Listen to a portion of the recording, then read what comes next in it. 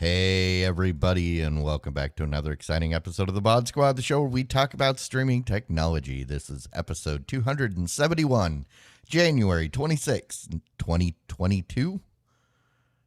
I am collided today. I am joined by Michael Aston. Howdy, y'all. And Jimmy Tremmel. Hey, guys. How's it going? Yeah, you know, it's Wednesday. That's all that matters. It's good. So the question I have for you, Clyde, is it above or below zero where you are? I left my house for the first time this week today.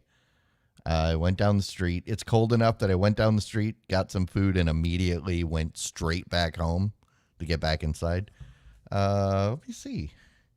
It is currently, we're having a heat wave. It's currently 22 degrees. It is now like 30 degrees warmer than it was a couple days ago. Wow. Yeah. 22. That is a surprise. Yeah. I was expecting something like 2.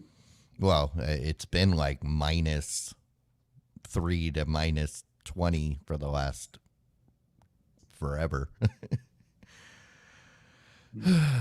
Yeah. Somebody owes me temperature.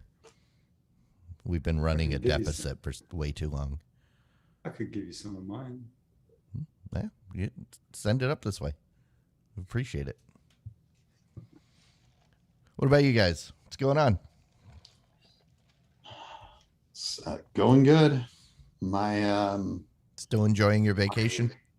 My vacation looks like it might be wrapping up soon.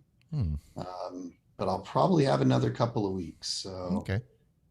I'm excited about, that's why I'm wearing the Hawaii vacation shirt, because you gotta live up the vacation while you got a chance. So I'm in full vacation mode for, and until it ends and I've got more shackles back on me. Yeah. So you're going to have to go into the office, or are you going to work remote? No, it'll be remote. Yeah. So you could still wear the shirt. Yeah. One of the places that I think that I'm waiting for an offer from, they're here in town, so I'll go in sometimes. But the other two are full-time remote. See, that's the thing that at this point, the thing that irritates me the most about going into the office, it's not fighting the traffic. It's the fact that I have to put pants on. Yeah. Curses. Fully clothed again? Yeah. Unacceptable. Yep. I am very publicly anti-pants. Shorts, I'm good. But yeah, if I have to cover my entire leg, it drives me crazy. Yeah, in my wardrobe, I'm starting to lose track of where my real pants are. I know where all my pajama bottoms are. Well, right? The problem with wearing just pajama bottoms all the time is then when you go to put your real pants on and you realize, crap, they don't fit because you didn't have real pants keeping the shape. You put on the real pants, is like, where's the drawstring at? Oh, that's right. Oh, these are actual pants. Okay. Yeah. All right. Well, hey, what are we here actually to talk about? Oh, well, let's talk about your local news, because everybody knows that local news is the key and most important thing when it comes to how you get your TV and stuff. If you're going to be lied to, you want to be lied to by people that live in your area, allegedly. Right. Yep, allegedly. Yep. So speaking of local news, Peacock is adding live local news channels to its streaming lineup and is including it in their standard services. So no additional cost. If you're in one of the cities that they're doing it in. So this is, it's not a surprising move.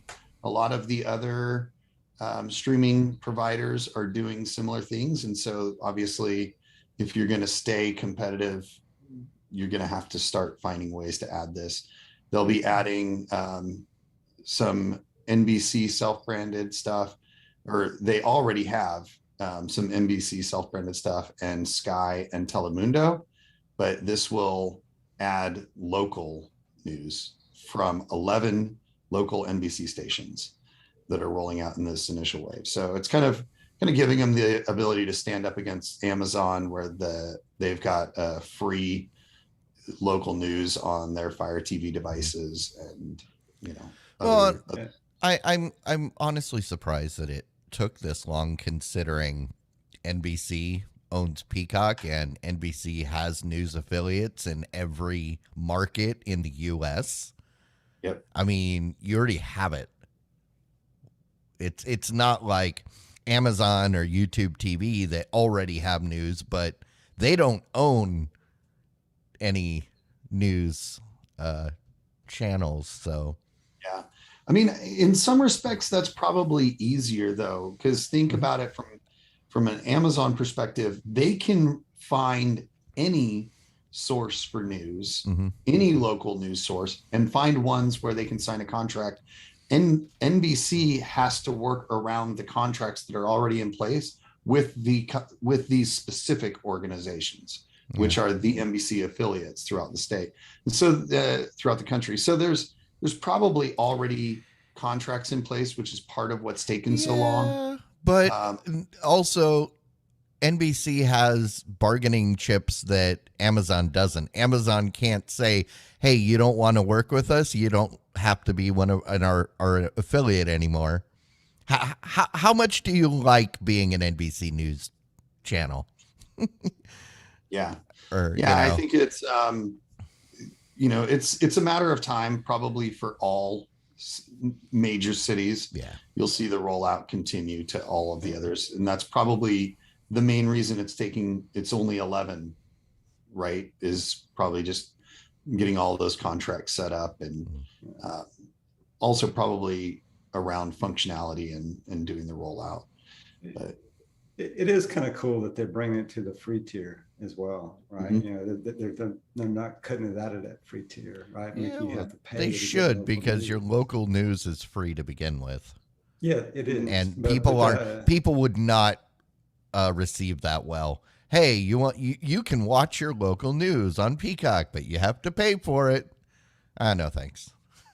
Yeah, I think I agree. I think that's a good service. So, all right. So next up, 4K. I think everybody likes 4K, right? We all like 4K television. So YouTube TV, NBA games, they're going to start coming to YouTube TV in 4K. However, there's a catch. It's going to cost you an extra $12 a month to get the 4K games, right? I don't know. I like the fact that they're bringing the 4K, but somebody as big as YouTube, I would think, they shouldn't have to charge extra for it. They would just give it to you for free. A lot of other services do. I don't know. I mean, I'm glad that the 4K is coming. They're going to offer it, but I don't know. What do you guys think? Do you think the extra $12 a month is worth it? It's steep, and it's only $12 for the first year. Then it's going to $20 a month. $20 a month. That's steep for just 4K. Like, for example, I paid an extra $2 to get 4K, or $3 a month or whatever to get 4K on Netflix. There's obvious differences. It's not an apples to apples comparison, but that was easy to do, right? Like $3, who cares? I'm fine with that. And I got a couple extra screens. That's the main reason that I did it. But $20 a month, that's a pretty sizable chunk, especially from a $65 package. That's a third of the price almost. Yeah. That's more than oh, sorry, go ahead. No, I was just gonna say that's more than a Netflix subscription.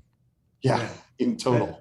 I was going to say exactly that the $20 a month would be like a subscription fee for an extra service. So 4K content, or 4K is good for specific types of content. Is live sports one of those?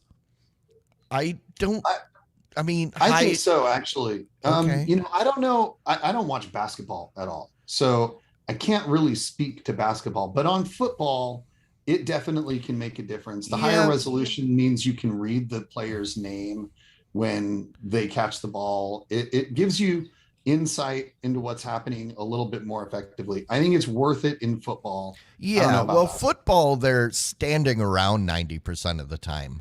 Basketball is almost like tennis in the fact that it's back and forth, nonstop movement, which there's less people. Which I don't think would really, that the 4K would really offer that much. When they're standing there, you might be able to see some extra sweat on the dude's brow. You might be able to read the lips a little bit better when they're trash talking, which might bite them. But I don't know. Yeah, I don't know. I'm sure the super fan will buy this. Will want to add this on. But the casual fan, I'm not so sure. I think that maybe they'll just stick with the HD. Yeah. I mean, I wonder what else comes in that 4K. It'll make a big difference as to what other things come in that 4K package. Yeah. If it's, just you get to watch the shows that you normally watch in 4K and you add the NBA to it, it's probably not worth it, especially since most shows, I think, are not significantly better in 4K. There are some, but the average TV show, it doesn't make a difference. It's not a big enough quality difference that you're going to notice it most of the time. And that's my point. I don't know. Maybe they'll add extra features like Formula One did, where they had special cameras. I mean, we don't have cars, so you can't switch between the cars, but maybe they'll have shower cams or something, something at the bench. I don't know. What would make it worth it, in my opinion, if they gave it to you in 4K and then also commercial free? That might be worth it. Yeah. I would pay $20 a month for totally commercial free TV in general. If you just remove all my commercials, $20, sure. I hate commercials. Yeah. I mean, I may not do that on all of the services I have, though. I pay for commercial free on Hulu. So it's totally that would probably be worth it, especially since YouTube TV still is driven off of the standard TV model, where when you're watching live, you've got all kinds of commercials, and even sometimes on-demand stuff will still have the commercials and such. So speaking about watching the games on the TV, what about watching a game at a movie? Or rather, at a movie theater, watching a movie made with a game engine. Sony is planning to release a feature motion picture built with the PlayStation game builder called Dreams, from the same studio that brought us all Little Big Planet. It's the Little Big Planet was a super popular game, really got a lot of popularity because of just how pretty the gameplay and the game characters and everything were. it was a very stylized and neat looking game. So the engine has been used for a lot of like art movies and other people's other video games that were made from it. But this will be the first time somebody's using it for a feature motion picture. And it should be a pretty exciting show. It's about a lovelorn poet who embarks on a dangerous journey that takes him across mountains and snow in 1812 Bavaria. Sign me up. I'm ready to go. Yeah. So I'm curious. Are they making the entire movie, including the characters in the engine, or are they just using it for backgrounds? Because they've been doing that with Unreal Engine for a long time. I'm pretty sure that actually, so it will blend live actors with CG and hand-painted animations. Okay, so what Disney has been doing with Unreal Engine for years. Yeah, well, no, because some of the characters and stuff will be CG. It's not just it's not just live actors with like CG backgrounds and stuff. At least that's the way it's described here. It should be interesting how they interact. Like if you look at the image that it shows a very painterly image of the main character. And I think that, you know, having watched the way things like this have been used in video games, it'll be the art style in a given scene will be used to very significantly influence the like the tone and tenor of that particular scene. It could be really interesting. It gives you the ability to do a lot of artist-like arterly things. Arterly, that's not really a word, but I'm going to stop talking because I'm saying like arterly. So perfect example, and I had to look it up to make sure I was right. Both The Mandalorian and Westworld use Unreal Engine for their backgrounds and assets and CGI stuff. So this is I'm guessing this is just a new competitor too. Because the first time I read it, the way I read this article was, this is a new thing that nobody's done before. But then as I started thinking about it, no, it's just Sony's version, which is cool because, you know, give the artist a choice between tools rather than being kind of strong-armed into using one. That's cool. It kind of makes me wonder if this is not inspired by COVID-19, right? You know, I saw, let's see, what show did something kind of like this when COVID struck? Blacklist. They did a couple of the last episodes of the season when COVID hit. They kind of did this, you know, they couldn't get together to make the scenes, right? So they kind of cartooned or animated the scenes, you know, of course, still had the actors' voices in there and all, but they animated the scenes. So maybe, you know, and they did that because of COVID-19. Did they frame it as like some sort of fever dream or hallucination to explain the cartoons? No, but they did give like an explanation before the episode to say, hey, because of COVID-19. That takes the fun out of it. Yeah. I think it's interesting. I think that while this is probably not explicitly inspired by COVID-19 in the way that it's the reason it's shot that way, I think it's reasonable to think that maybe part of where the idea came from was adapting to that, like you said, because I think, you know, it's made everybody think a little differently about how to do things, and so maybe this is, I should mention, you know, this is based off of a Franz Schubert set of songs called Winterreise. I don't know, I'm not familiar with this, but some people may be, so I wanted to mention that. All right. All right. So Chromecast. We know Chromecast. We kind of like them. Yeah, they're okay. They're good devices, solid devices. Well, 9to5 Google um, has some sources that where they were going through the documentation, do a little code sleuthing, and they have reported that they've revealed a code name Boreal, like Boreal. Aurora Okay. Is Borealis. that okay? That's how Yeah. you said it. Okay.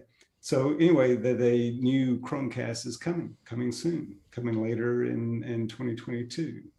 Um, Yeah. they don't have much on the specs of this thing. Um, I mean, and they even state in here that, Chromecast already supports 4K HDR, right? Which would be the And, big things for yeah, it. by Chromecast, what they're referring to is the new Android TV that brought back Google TV. They call it a Right. Chromecast again, not to be confused with the Chromecast that you had to do everything on your phone. So this is the one that we've been talking about for the last year and a half. That I hate the name Sabrina was the code name. This would be theoretically the replacement for that. So it makes it more standalone, is what it does. Well, no, I mean it's already standalone. They renamed Android TV. They renamed it Chromecast with Google TV. Which I was absolutely against because, it's way to muddy up the waters. But I mean, this Borealis or Borean or whatever it was, Boreal. or Boreal. Boreal would be essentially the successor to Sabrina. Okay. So. Yeah, they don't have much details there. The Rumor specs of patrol thing, at this point. But they did fund it in the code, so maybe this thing will. I mean, certainly it's going to bring Google TV, but maybe it'll have some other goodies in there as well. Yeah, theoretically, it'll probably the current one will support Android 11 at this point. Mhm. So theoretically, this new one should be Android 12 right out of the box. Maybe have a better processor. I mean, your normal upgrades. I mean, seriously though, they need to put more RAM into these things, or more storage. It's not like it's storage takes up a lot of space anymore. True. 8 gigs is kind of ridiculous. Yeah, it should have more than that. I would say at this point, give us 32. 32 at a minimum. I mean, yeah, it would cost you what, $5 for a 32 gig SD card? Just put it in something there. Like that. Yeah. So cool. Yeah. Everybody loves a upgrade to your viewing capabilities. So upgrading the Chromecast is a good idea. If you're going to be upgrading your viewing capabilities, you should probably upgrade the internet speed as well, because the quality of your viewing is directly proportional to the speed of your internet, or at least it would be if our internet was too slow to watch used to be content. Used to be, but that is no more, especially if you have a crap ton of money and live in the right cities. Hey, remember when everybody said 4K is impossible to stream because we'll never have fast enough speeds? Yeah. Well, AT&T is rolling out multi-gig fiber internet to more than 70 cities. So if you want either the 2 or 5 gigabit per second speed, you can get it. Symmetrical. Yeah, I mean, this is serious stuff. Might be better for your business or your company to do because the prices are not low. The 2 gigabit plan is 110 per month. It's about what I pay. 5 gig is 180 per month. Okay. So, I get, compared to this, I get craptastic internet. But I seldom run up against the bandwidth constraints that it provides, and I only pay like $70 a month for it. I mean, I'm paying basically 100-ish, for up to 1 gig because it's cable. I realistically never see more than 300. And this is coming to new areas. I guarantee not my area. Well, everybody jump on Jimmy's bandwagon. I, for one, love this, Mm-hmm. and I'll tell you why. Because I have AT&T fiber service right now, and when I saw this story on the docket here, I logged into my account to see if this faster speed would be available in my area. It's not quite here yet, or at least I can't select the 2 gig plan. You do see it on the site, the 2 gig and 5 gig plan, but because they're rolling out these new plans, right now, currently, and I've got my account pulled up so I can tell you exactly what it is. My regular charge is $119 for the gigabit service. However, they discount me about $29. So with tax and everything, I pay about $97 a month for the 1 gigabit service. But now, since they're rolling out these new plans, they also have a new gigabit plan that, and it seems like all I got to do is just switch my plan, and I'll start paying $80 a month, so $17 a month savings because our plans are coming out, right? And the one thing I'll add too on this fiber service, you get the HBO Max included in with the service. Yep. Oh, that's nice. So that's a bonus, especially if you already pay for HBO Max. You save yourself like $10 or $15 a month, right? Yeah, if you switch to AT&T, it's a good deal. The thing that stands out for me is like Clyde said, the symmetrical. That is one thing with your typical like cable service, which is what I have, is, I get like 200 up or 200 down, but I only get like 20 up. And, on a typical day, that doesn't matter. But when you're doing a bunch of big uploads or uploading code and stuff like that, that can take quite a bit of time. I mean, it really depends what you're doing. I've got, I think, 30 up, and I've never run into a problem, even when I'm doing a lot of streaming stuff. And it usually I wouldn't worry about it, but no, it's nice. If I can get symmetrical, I'm always going to go. I'm always going to go symmetrical, whether I need it or not. Yeah, I mean, I measured just before I got on with you guys, I measured at 926 megabytes download and 926 megabytes upload, right?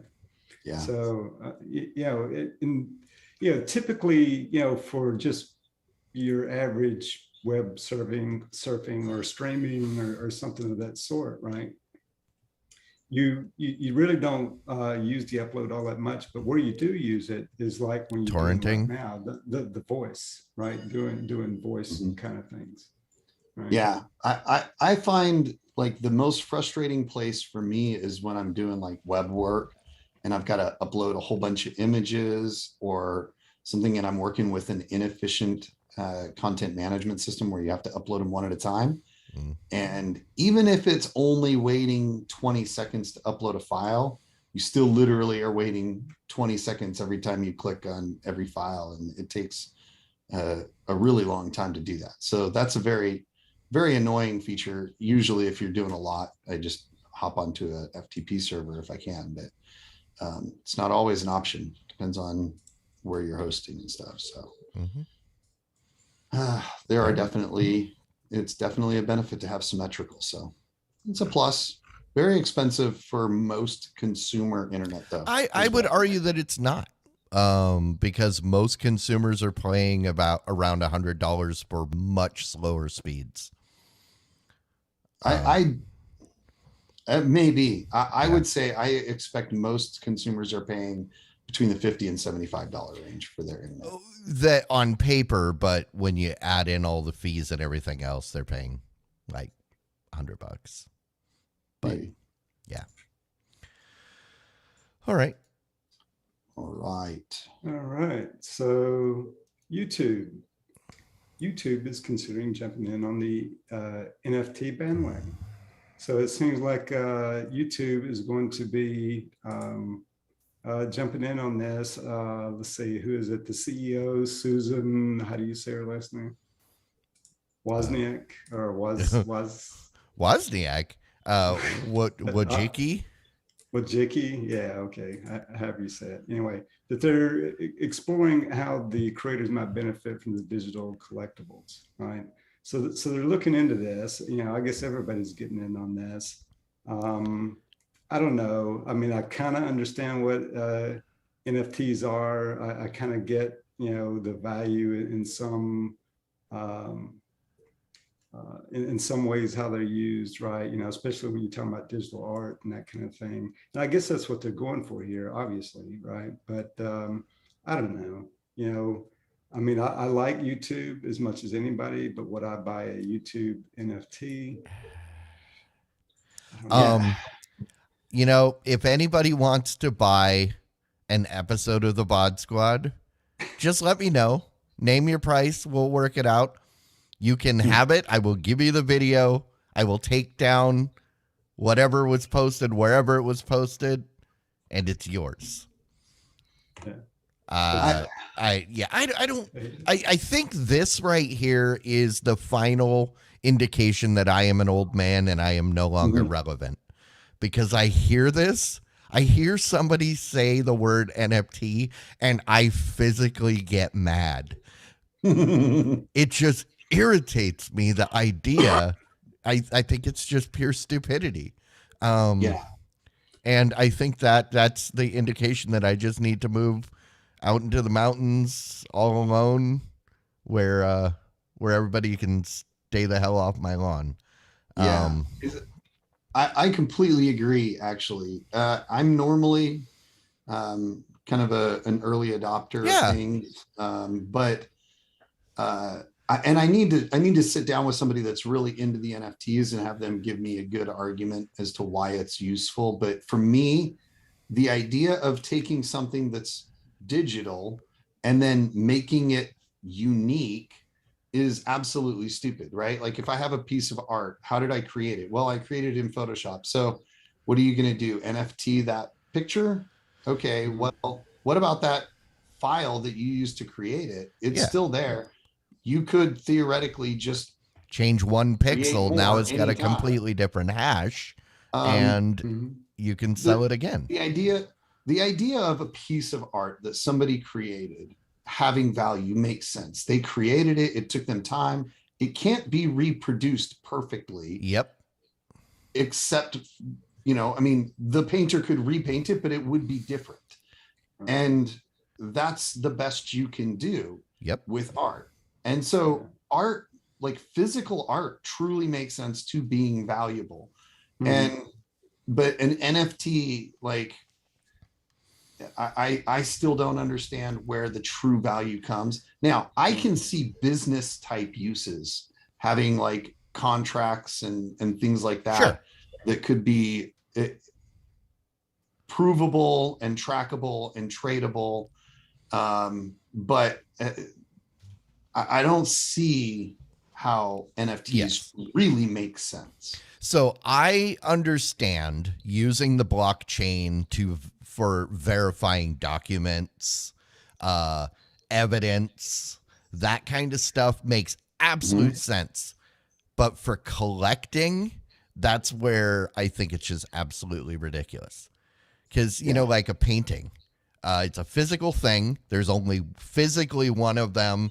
It's hanging wherever you hang it. And that is your ownership. Or think of like if you're a fan of a cartoon show and you bought one of the hand-painted cells. That's the only one that exists, because you can't have, a duplicate of something that was hand-drawn. I get that makes perfect sense. It's a physical thing that you can't duplicate. But like you said, documents, evidence for like a court case or, stuff like that. Yeah. The blockchain makes perfect sense. Yeah. Collecting, that's just get off my lawn. Yeah, Go home with your NFTs. Yeah, NFT art does tend to take the romanticism out of art. That's for sure. Yeah. I mean, because the thing that makes it unique is the hash, because you can't duplicate it because of the hash. The problem is the creator, all he's going to do is change one pixel. Take one stupid pixel and change it to white. You won't notice it. It'll still look exactly the same, but the hash will be completely different. Well, for example, I play a game, Ghost Recon Borderlands. Okay. And a couple of months ago, whichever manufacturer, whatever studio makes that, I think it's Electronic Arts or whatever. Atari. Atari. So whichever one makes the game, I think it is EA, and they released 3 different items in NFTs. And so you could get, if you owned the game and played the game at all, you could get an NFT of a rifle that you could play in the game. They had 1,000 of them that were different in no way except the serial number of the gun. Wow. So that's like a real gun. Right. But anyways, so they made that and they released those. And then if you played like 100+ hours, you could get a mask or something, which I was also able to get because I played the game a lot. And so I got those 2 things. And then afterwards, they added them to my game so I could use them in the game. And I have the NFTs that theoretically I could sell that would remove it from the game and give it to somebody else. But I mean, they made 1,000. The only thing different between all of the NFTs is the number of the one of 1,000 or number of 1,000 that it is. And, it doesn't actually mean anything. They've just artificially created a supply shortage. But why does anybody care? It's no different than any other limited time DLC. Right. I mean, Steam has been doing this for 10 years with their marketplace, where you buy a game or you do achievements or whatever, and you get things that are yours, like whether they're avatars, avatar frames, emojis, trading cards, and those are things that you can trade with other people. And you can also sell them. You can also buy them if your collection is, it's not like they're out there and they're duplicatable.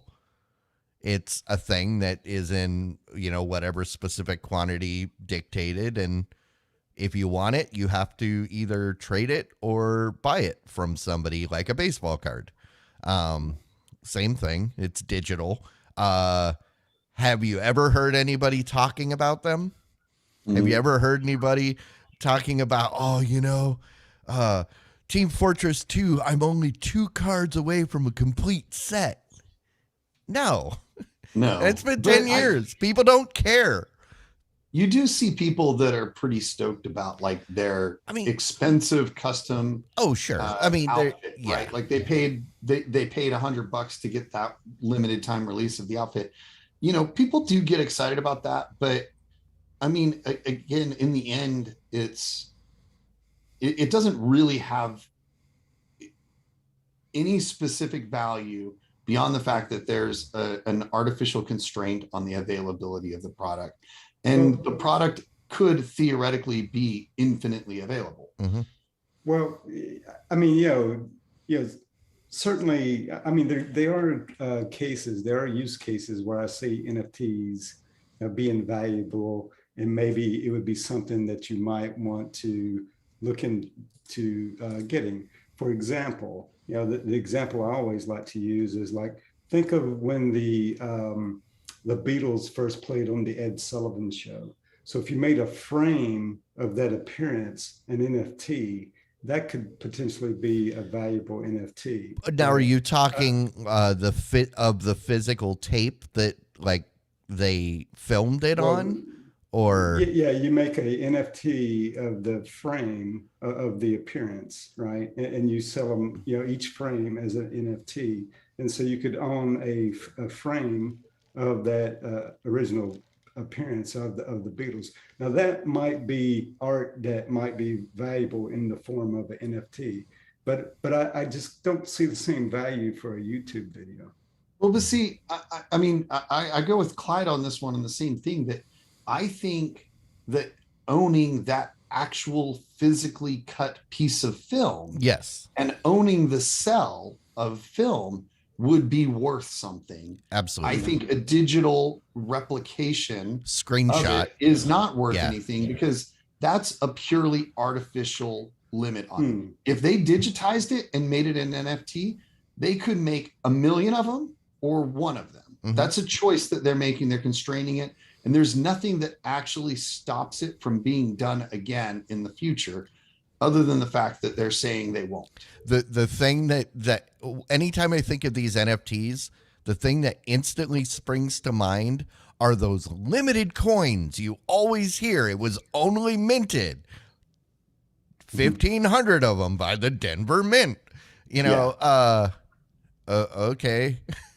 It's the same thing, or those specialty plates, commemorative plates that people were buying for years that are now absolutely worthless.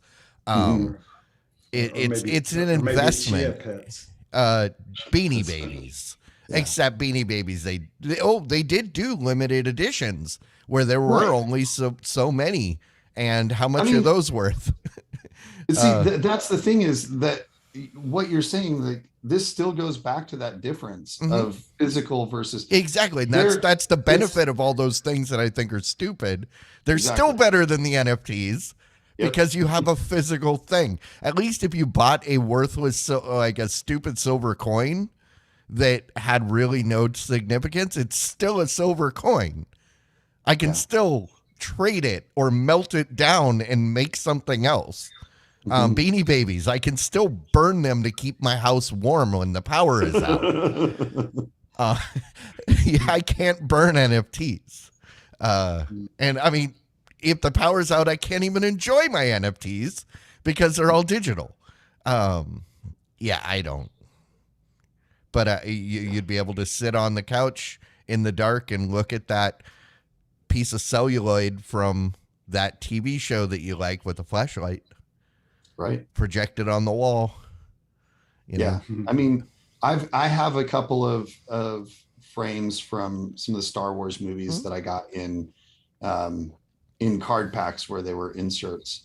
And, I feel like that's cool because it's an actual piece of film that they used. And so there's a lot of value to me, in a physical thing. I feel like there's no value in an artificially limited digital thing, because they can, like I said, there's nothing that stops it from ever being reproduced except for their word that it will only be produced once. So here's the delineation, is once we all move permanently into the metaverse, that card that you have, you can't hang it on the wall in your metaverse house, but that NFT you can.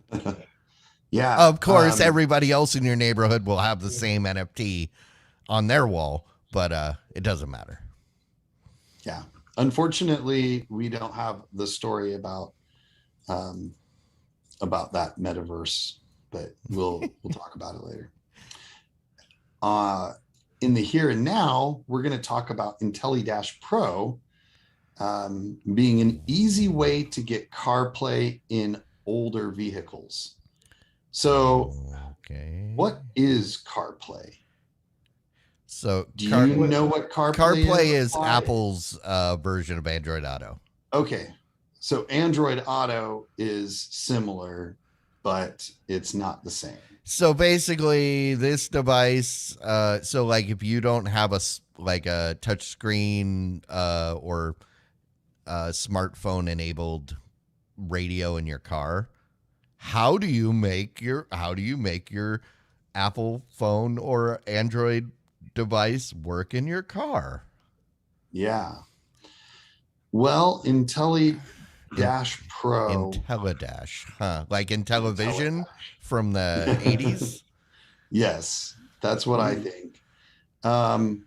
It's a chunky 7-inch display that you can attach to your dashboard, or rather to your window, and have it sitting up by your dashboard to give you the functionality, things like GPS, Sirius XM, and the like on your old car without having to get a new fancy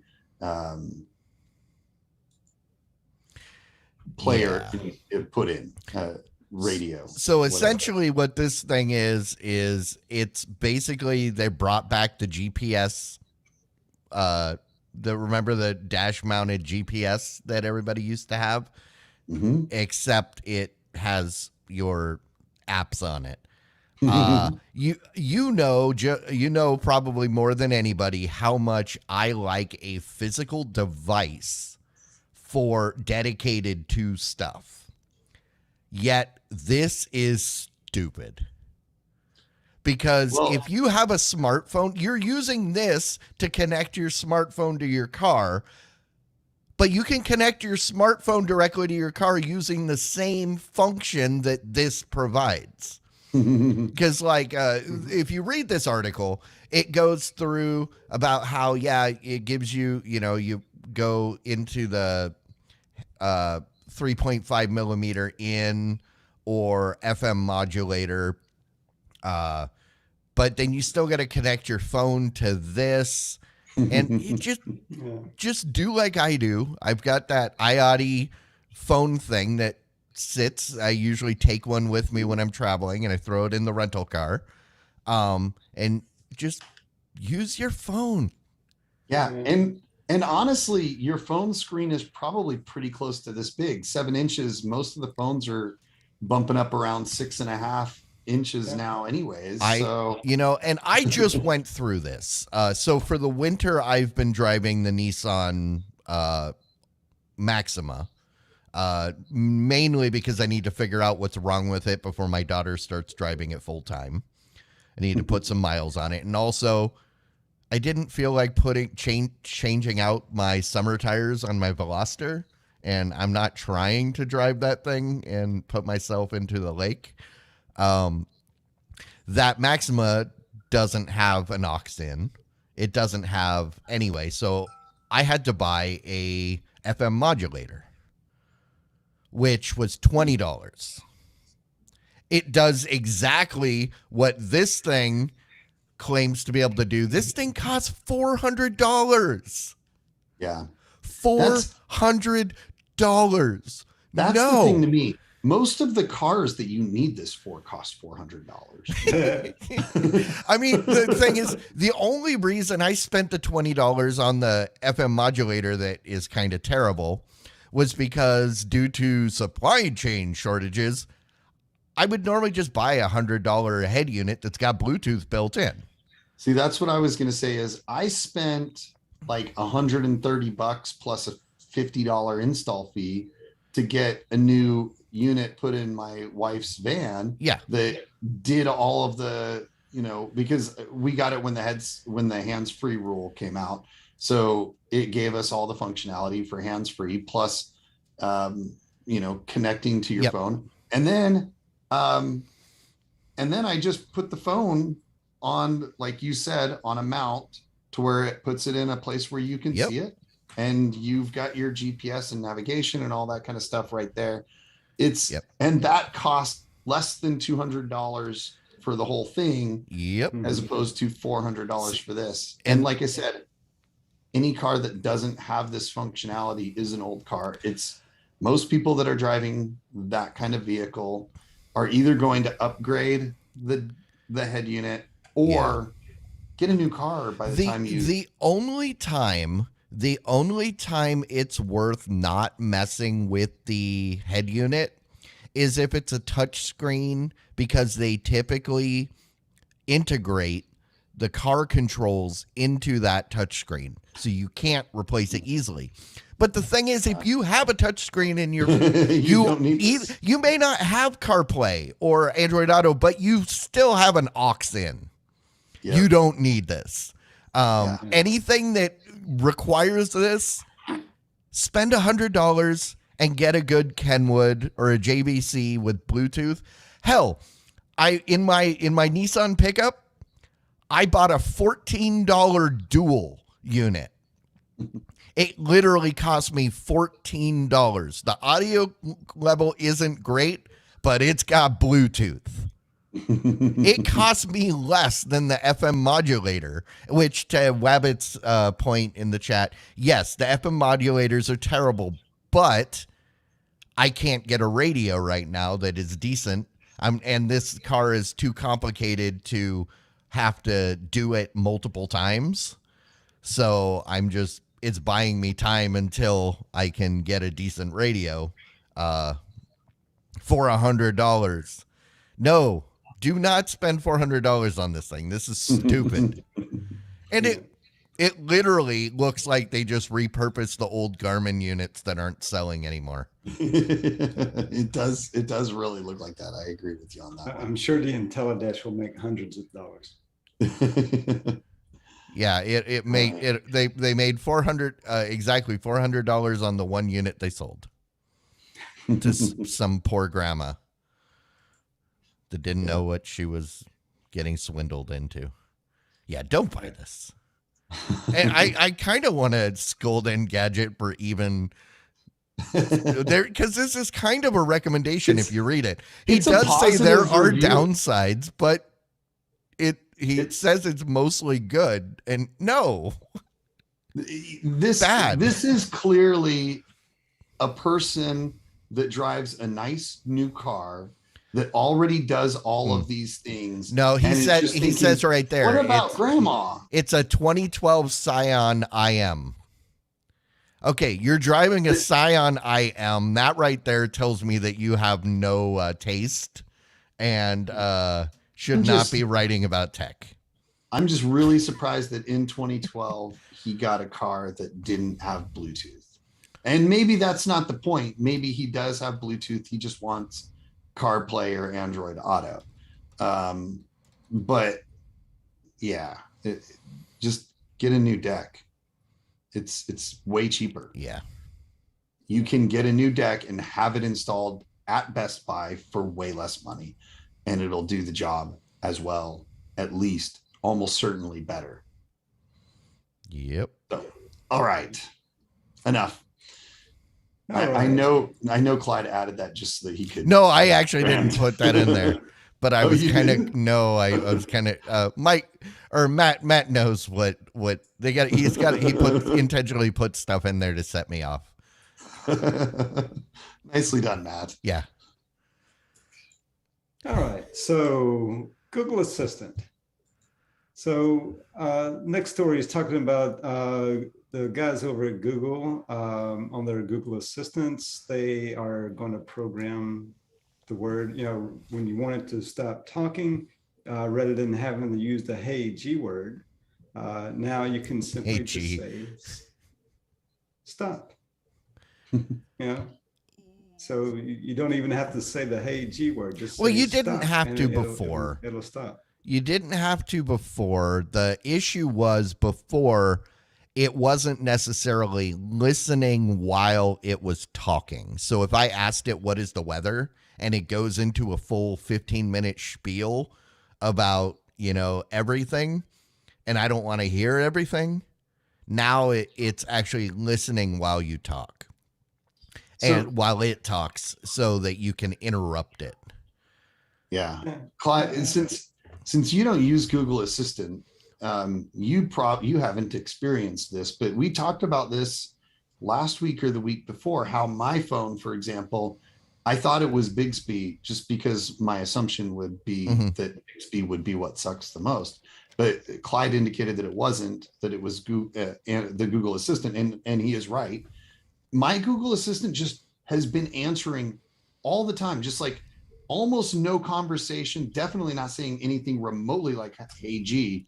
and it'll just start trying to understand what's going on around me. And I'm like, what the crap? So I think that this is their, oh crap, we introduced a really big bug and we don't know how to fix it. So let's let it say stop because we can do that. Well, I mean, this is the kind of thing where I found myself screaming at it to shut up and stop because like it'll think you asked it a question and then it'll start reading off like good morning. Or if I say good morning to someone and then it goes into the good morning routine. Hey, today, here is the weather. Here is your commute. Blah, blah, blah. Here is the news. And it's like, shut up. No, I don't want this. Stop. So this is good. I did test it out earlier, though, where it went into a spiel about something. I got what I wanted in the first 2 seconds. And so I yelled stop at it. It took a while to register. So I had already yelled stop like twice. And I'm guessing it just took a minute to respond to my first. And I didn't have to do, but I'm just impatient. So I'll have to do another test. But I mean, this is welcome. If you're ever if you've ever been cornered by someone that doesn't know how to stop talking, like maybe on a Wednesday night VOD Squad show, the ability to just say right to them, stop, is golden. Yes. Yeah. I think to me, like I said, I feel like this is just an answer to them making introducing some sort of bug that they didn't have an easy fix for. So they added this in there. Yeah. I think this is just finally responding to a complaint that's been around since the very beginning. Yeah. But I think it's a good feature. I like it. I'm glad they did it.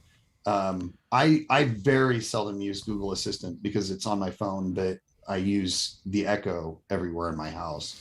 And I wish I want the Amazon to add the same functionality, because there was something I watched recently and I had rewound to watch that part again. And I ended up watching it 3 times because the stupid Echo kept talking over them. And I don't know what they said that sounded like the A word, but it just kept picking it up. And I was like, stop, shut up. And you got to like get it to where it can hear you over the TV. And I was very frustrated. So Amazon, follow Google's lead and add the stop keyword to it. It's a nice feature. The article mentions that you don't have to trigger it again, but that's been a thing for a long time. They added a couple years ago that once you may have to use you have to use the trigger word to start it the first time. You ask it a question or you tell it to do something, it does what you say, and then it stops and it listens if you have any additional stuff. So once it stops, then you say, well, what about this? Or how about, whatever. And it's more conversational. But again, this issue specifically was that it didn't listen while it was talking previously. It's the walking and chewing bubblegum conundrum. They've learned how to walk and chew bubblegum at the same time now. Good. Excellent. Speaking about listening, DirecTV has started listening to people complain about the price increases on their service. We've all been experiencing price increases in whatever services we might have, Hulu TV, YouTube TV. They all just keep jacking them up to where now you're basically paying the same price you did for standard cable before. With the most recent announcement, DirecTV said they're going to increase the prices of all services, including previously grandfathered in plans, to new prices from what was previously 85 to 90, 95 to 105, and 140 to 150 for each of the different tiers. So pretty decent increases for what was already a pretty expensive service. What they have done in response to the complaints is previously you got a 20 gig DVR, which is anemic, Fine. to say the least. Like, that's ridiculous. Mm-hmm. But you got a 20 gig DVR, and you could pay an extra $10 a month to get unlimited. Now every single member will receive unlimited for the price of the package. It's a nice upgrade. It's still limited to keeping them for 90 days though. Yeah. Welcome to 2016. What was the price increase of that? Like service? $20, I think. $5 to $10 depending on which tier. Yeah. So it actually, if you had the old plan at $85 a month and were paying for this, you would have actually been paying 95. So it would save you money, $5. But for, if you had the ultimate plan or the premier plan, you're saving, your price goes up the same you were paying for. So basically they're forcefully giving you the unlimited DVR, air quotes, and for the cost of an upgrade. You're being forced to upgrade. Yep. Okay. Still pretty expensive. I'm looking at the oh yeah, plans down at the bottom. The $85 plan goes to $90. Mm-hmm. And that's the cheapest plan, and it goes up from there. Yeah. Right. 90 between 90 and $150 for the plans. That's, to me, that's really expensive. I would never pay that. I already am pretty unhappy with my like $75 a month or whatever I'm paying for Hulu TV. Yeah. I mean, honestly, if they jacked it up to 120, I probably wouldn't know, and so I probably wouldn't be unhappy until somebody pointed it out. The difference here, as opposed to most other over-the-top services, where like YouTube TV or Sling TV, they're trying to create a service from nothing, and they don't really have the relationships. They do now, but not to the extent that DirecTV does. Once this was spun back out of AT&T and became DirecTV again, they've been working to bring parity between the DirecTV streaming service and the satellite service. So, I mean, the price makes a little bit more sense on this one because it is just a streaming analog for what you would pay probably the same price, but you'd have to destroy your roof in the process. So, but yeah, I don't, yeah. I don't know. To me, unlimited DVR functionality. I mean, yeah, it's pretty cool, I guess, but why not just, make everything video on demand? And that essentially would be the same thing. No, video on demand is bad. Video on demand is bad because it forces you to watch commercials. If it's in your DVR, you can fast forward through the commercials.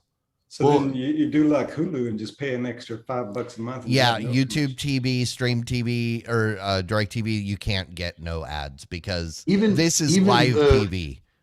There's no way to un-commercial live TV. Well, even the Hulu was able to do it. Well, not on the live. However, no, but on the video. That's what I'm talking about. The on-demand stuff. They still, even though I pay for ad-free, a lot of the on-demand stuff has ads because they are contractually required. Obligated, so if you read the small print, when you say pay the extra $5 for ad-free, it's on select content, and it's pretty much none of the content that I watch. It's true that there are some shows that will still throw a commercial or two in there. Yeah, but good. I was just gonna say, you're right. It is less though. Jimmy, a commercial or two. It's definitely less than the old. See, I learned that lesson using YouTube TV, where if I have to choose the VOD, I have in my DVR, since the DVR is just basically video on demand.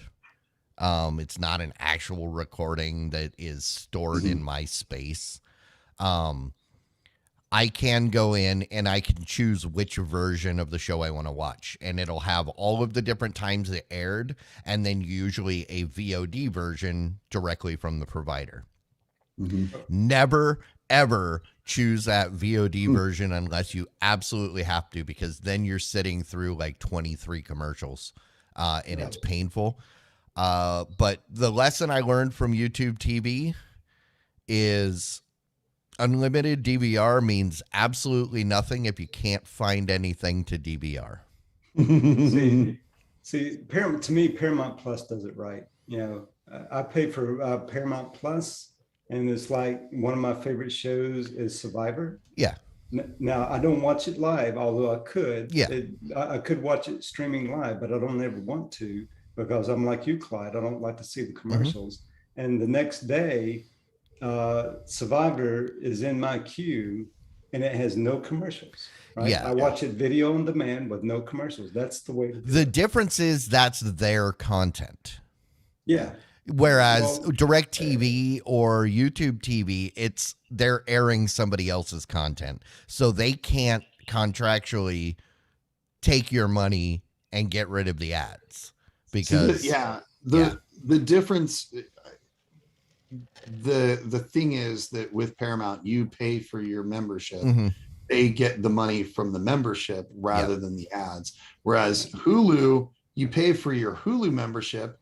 Hulu pays some money for access to the content, but then the creator still makes money off the ads as well. But with Hulu, it depends on if it's Disney or ABC. Or and most of the stuff on Hulu is owned by a member, an owner of Hulu. You know, it's one of them, whether it's the NBC or ABC, Disney, whatever. That's primarily all you're going to have on there anyway. So it's the same thing as Paramount. You can do on the, although there are some channels that, you know, I don't see it very much anymore, but yeah, I used to, even you would get that disclaimer that even though you're paying for no ads, we are obligated to show you this ad at the very beginning. And yeah, I don't know. But DirecTV, I just gotta say, like the one thing that, you know, I used to get so frustrated at my DVR from Comcast, because all the DVRs would have like 80 or 120 gig drives, and you know, I'm sitting here, I'm like holding in my hand a 2 terabyte drive that I paid like $50 for, and I'm looking at this 80 gig drive in this device that I pay $10 a month to have. And I'm just like, I can even see it's a 5,400 RPM drive. There's no reason that I should not have a 2 terabyte drive in there. So I was so frustrated that it was that small. And then now these DVRs are capped at 20.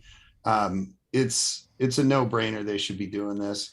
However, that said, I understand that storage for all of these people and all of these things is not cheap. Well, but also they're not like, if you've got 200 people storing a specific episode of a show, it's not like you have 200 copies of it.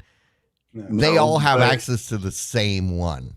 It's like you have like 30 copies of it because you've got it on your CDNs in every single region and stuff. But still, it adds up. It's not like when everybody was storing it on their TiVo and you had a million copies around. But I do agree. You're absolutely right on that. It's a little silly, but that's why they ended up doing unlimited, right? Because they decided that the price, it was better to get a little bit more money from everybody than and also with the compression that's available, it's not 20 gigs is not comparable to what 20 gigs was on a TiVo or an old DVR. Even though these shows are much higher quality, you can probably fit more of them in your 20 gigs. But all right. I agree with that too. Well, I think that brings us to the point where we can actually all agree on. That's the fact that when people give us money, we like them better. Is that a safe assumption? You can definitely buy my love. I mean, if you had a coworker that you're okay with, you talk to them, but if they handed you a $20 bill, they'd probably become your favorite coworker, right? Yeah. Yeah. Yep. Well, I mean, that's the way it goes with our patrons, the people that took an interest in our show, and for whatever motivation, they wanted to see more get done, so they became financial supporters. As little as $1 a month. We would ask for less. I mean, we're not actually asking for anything. We're just saying there's an option out there if you choose to accept it. But this message will not self-destruct. So if you go on over to patreon.com/the Squad, throw us a buck. You become one of our favorite people. It's less than an NFT. It is. And literally, if you want to buy an episode, just, shoot me a number and we'll talk. NFTs from TVS. Okay, rants and raves. Let's do it.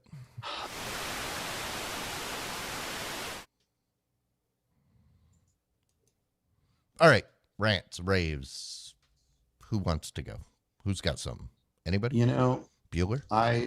I have still just pretty much just been playing Witcher 3, so I can't say much more than that. I really enjoy the game, and if you like action / role-playing games, I'll repeat, it's amazing. Give it a shot. It's definitely not for the kiddos, but it's a good game. Other than that, I've been watching YouTube. I don't want to play. I don't need to play the game. I already watched the show. That's basically the same thing, right? Well, there are similarities into the storylines, but the show is much more closely related to the books than it is to the. So it's true canon. Video game. Yeah. So it's actual canon. Okay. It's closer to canon than the video game. The video game strays a bit in ways that, from my understanding, the author and creator of The Witcher is a little bit annoyed by, but it's still a fun game to play, regardless of whether or not you're a Witcher fan and want to see something that's truest to life as possible. It's a fun game. I'm just now realizing someone needs to make a movie or something that has a lot of cannons, but it isn't canon. The fact where all the cannons make it not canon. We'll make a canon episode of like every show where all it really is like one person dressed as a character and a bunch of cannons, and then it'll just be like, it's the canon, non-canon. Yeah. No, I like to see, something where the addition of cannons is what makes it not canon.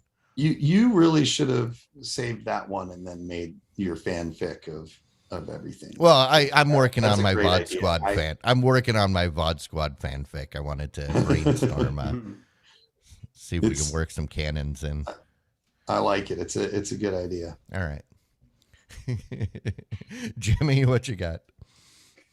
All right. So I think you guys are familiar with the Netflix show Ozark. Yes. So season 4 recently dropped, and part 1. Yes. And it dropped, and me and my wife started watching it over the weekend. I made it through 2 episodes before falling asleep on it, and I went to sleep, and my wife stayed up and binged the whole entire thing. Okay. Ever how many episodes it was? 7. Is that how many it was? Yeah, part 1 has 7 episodes. Okay, all right. And good to know that too, because I'll let my wife know, because she was wanting more from it. But the two, I was only 2 episodes into it, but I have to say even the first 2 episodes was really good. I mean, and if you've been, following the series as I have been, it's really a good story, well done. And this season doesn't seem like it's going to disappoint. I've watched the first 2 episodes. I've got to get in there and watch the rest. Like I said, my wife binged it. So yeah, if you haven't watched Ozark, I would recommend that you go out and do so. Yeah, I just finished the 7th episode. It's been a week about since it came out. I really hate the fact that they started out this season with a scene that is clearly takes place at the end of the season, the foreshadowing kind of thing. Mm-hmm. And the reason I hate that is because there's one character that I have not liked the entire time, and that character has become intolerable. I want her to just be killed and written out, but she appears in that scene at the very beginning, which tells me she makes it through the entire season, and that irritates me because it's a horribly written character. Like 90% of the problems are all because of her, and then she's mad at everybody else because of the problems that she created. It's just like, okay. I know who you're talking about. Yeah. I tend to agree with that. It's like it's the same. It's literally the same character from Breaking Bad. Walter White's wife was the same character, and it's just like somebody needs to punch her, and like that show kills off everybody, but somehow she's still walking around. She should have been like the first one to be to go down, but yeah, it's okay. I'm kind of glad this is one show where I'm kind of getting tired of it, and I'm kind of glad that they're wrapping it up. It's going to be at least another 6 months before we get the second part. So I think the 4 seasons or 5 seasons, however you want to. It depends on the show. It's I think that's a good amount, for a show like this, right? Yeah. Because I mean, where else are they going to go with? Yeah, yeah. I mean, this season is already kind of, you're getting really thin in the believability.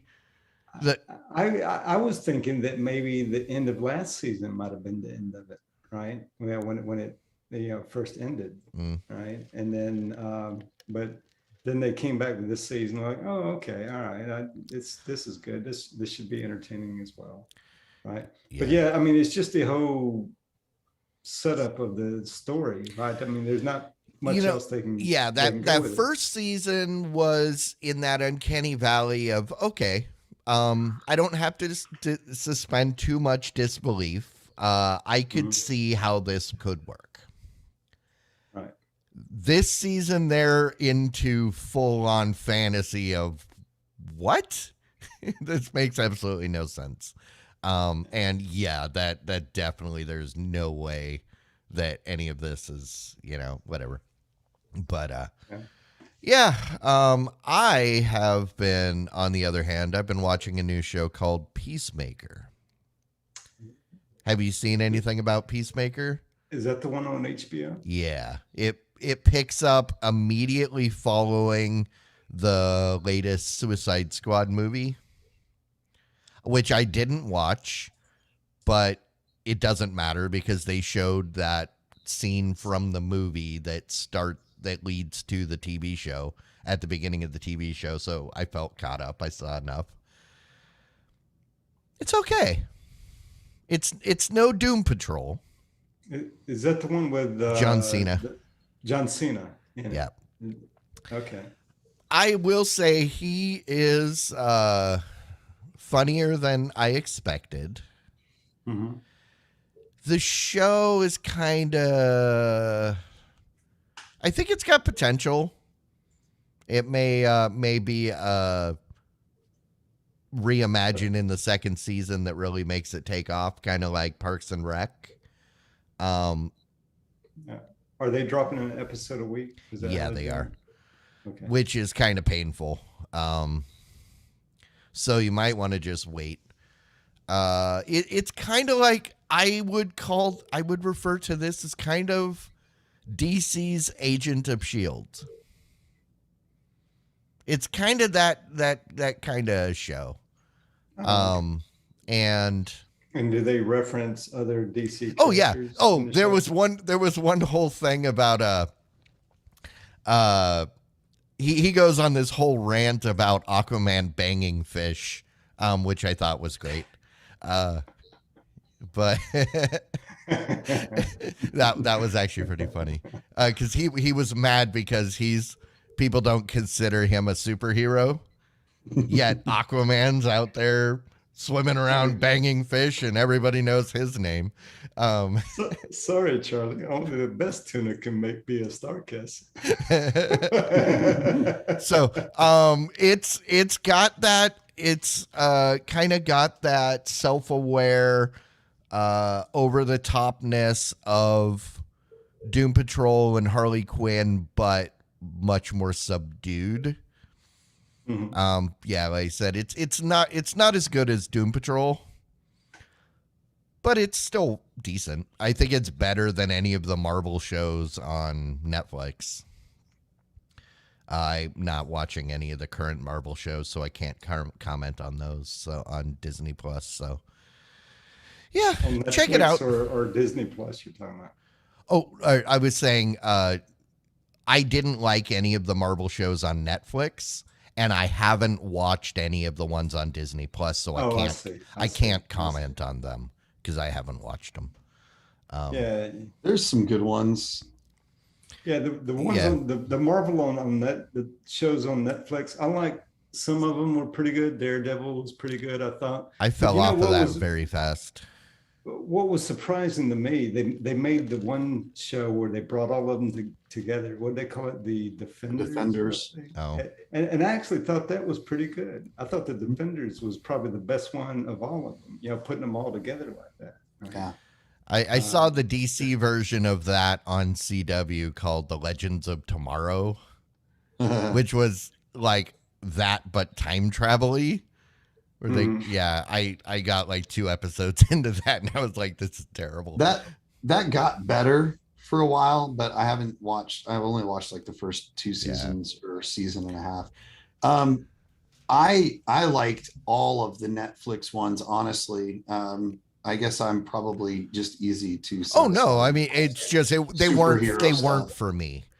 Yeah. And I think it was partly because they were trying to be too serious. And if you notice, the DC stuff or the DC shows that I like are all pretty silly. Yeah. Especially the Aquaman King of Atlantis. It was the first thing Aquaman that was like worth watching. The movie was okay because it was pretty campy as well. But yeah, the Marvel shows on it's interesting that we're talking about this because and now it's kind of making me think about it, right? But those Marvel shows on Netflix kind of, in a way, kind of had a DC tone to it, right? Yeah, too serious. DC is usually kind of gritty, right? That kind of thing. And Marvel shows are usually a little bit more upbeat than what the Marvel shows were on Netflix. A little bit more had that DC tone to it. Yeah. And I've been adamant over the last couple of years that Marvel should stick to movies and DC should stick to TV because they both do those well. I think if you talk about the Disney Plus stuff, though, I did want to mention that I haven't seen most of what has been released on Disney Plus, but like I did see the Hawkeye mini series or season 1 or whatever they want to call it, the first 6 episodes, and I thought that was really good. We all enjoyed it a lot. I'm there with you It on wasn't Mike. Hawk I like Guy. Hot guy. No. that. Okay. I mean, one of the things that I think that they did on that was better is they felt like they kept more to the tone of the show, of the movies. The Marvel movies, they are somewhat serious, but there's still a little bit of kind of comedy and tongue-in-cheek, we're superhero type stuff. And so I think that did make it into this series a lot better than what you got on Netflix. The Netflix stuff, I agree, it very much tried to mirror the mood of like Arrow and the other DC shows that were doing pretty well at the time, that were very serious, dark, and gritty. And it didn't really fit in with the rest of the Marvel Cinematic Universe at all. It just felt very different. It did. And the stuff that I've seen on Disney Plus has tried to be the brighter, kind of more lively and fun, interesting, funny people that are the typical Marvel superheroes, I think. Yeah, I agree with that. All right. Well, the other thing I can agree with is the fact that I think it's time to end the show. Thanks, everybody, for hanging out with us tonight. We will be back again next Wednesday, 9 p.m. Central, here on YouTube. In the meantime, you can, if you want, download the audio version. It's available everywhere that podcasts are available. If you don't want to wait for it to come out eventually, become a patron. You get that custom RSS feed. You'll be able to download this episode within a couple hours of us finishing, which is much more of a reason why we need to end this now, because I still got to edit it and get it posted. I don't want to be up all night. So thanks, guys. And thanks, everybody else. Thank you, Wabbit, for doing what you do behind the scenes. We are out of here. Bye. Bye. Diamond Club hopes you have enjoyed this program.